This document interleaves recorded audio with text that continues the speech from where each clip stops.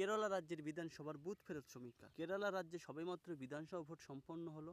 LDF অর্থাৎ CPM জোট তারা কি পারবে দ্বিতীয়বারে সরকার করতে, নাকি ইউডিএফ অর্থাৎ কংগ্রেস জোট তারা ক্ষমতায় আসবে? বিজেপি তারাও বা সর্বোচ্চ কটি আসন পেতে পারে, যারা গত বিধানসভা ভোটে একটিও আসন পায়নি? তো চলুন দেখে আসি বুথ ফেরত সমীক্ষা। এখানে মোট 3টে জোট আছে এবং কয়েকটি আলাদা দল আছে, যার মধ্যে এখানে এলডিএফ জোট, সিপিআইএম দল যারা 80টি আসনে লড়াই করেছে, সিপিআই দল 21টি আসনে লড়াই করেছে, কেরালা কংগ্রেস এম যারা 12টি আসনে লড়াই করেছে, এনসিপিএসপি, আরজেডি এরকম আরও কয়েকটি দল অংশগ্রহণ করেছে। এছাড়া ইউডিএফ বা কংগ্রেস জোট, যার মধ্যে কংগ্রেস 92টি আসনে লড়াই করেছে, AUML যারা 26টি আসনে লড়াই করেছে, কেরালা কংগ্রেস 8টি আসনে লড়াই করেছে। এছাড়া কয়েকটি দল একসঙ্গে লড়াই করেছে। এবং এনডিএ জোটের মধ্যে বিজেপি 98টি আসনে লড়াই করেছে, বিডিজেএস পার্টি 22টি আসন এবং T20 পার্টি 19টি আসন। এছাড়াও আম আদমি পার্টি, বিএসপি এবং কয়েকটি দল তারা একসঙ্গে লড়াই। তো চলুন দেখে আসি কোন দল কটি আসন পেতে পারে। কেরালা বিধানসভা 140টি আসন, যে দল 71টি আসন পাবে সেই দল সরকার করবে। কেরালা বিধানসভার মোট 14টা জেলা, যার মধ্যে এক কাসারকোট জেলা, যেখানে বিধানসভার 5টি আসন আছে। এলডিএফ জোট 1টি আসন পেতে পারে, ইউডিএফ জোট 4টি আসন পেতে পারে, এনডিএ জোট 0 আসন পেতে পারে। 2 কোল্লাম জেলা, যেখানে বিধানসভার 11টি আসন আছে। এলডিএফ জোট 4টি আসন পেতে পারে, ইউডিএফ জোট 7টি আসন পেতে পারে, অন্যরা 0 আসন। 3 কোটাট্টাম জেলার বিধানসভা 9টি আসন। এলডিএফ জোট 2টি আসন পেতে পারে, ইউডিএফ জোট 7টি আসন পেতে পারে, অন্যরা 0 আসন পেতে। কোজিকোড জেলার বিধানসভার 13টি আসন আছে।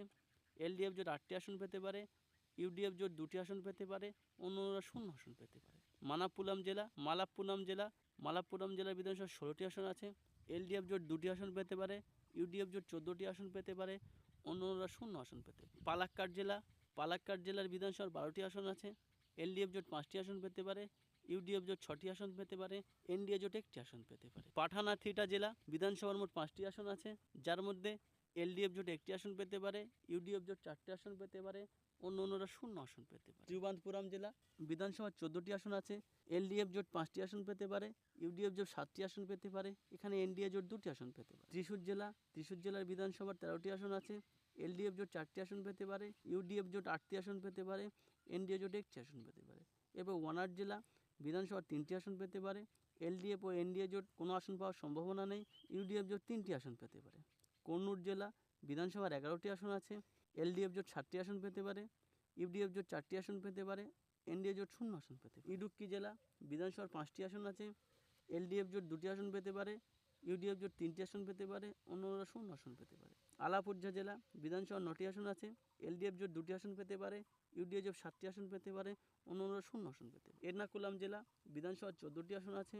এলডিএফ জোট 6টি আসন পেতে পারে, ইউডিএফ জোট 8টি আসন পেতে পারে, অন্যরা 0 আসন পেতে পারে। মোট কেরালা বিধানসভার 140টি আসনের মধ্যে এলডিএফ জোট 49টা আসন পেতে পারে, ইউডিএফ জোট 87টি আসন পেতে পারে, এনডিএ জোট 4টি আসন পেতে পারে। ইউডিএফের সরকারে আসার সম্ভাবনা আছে।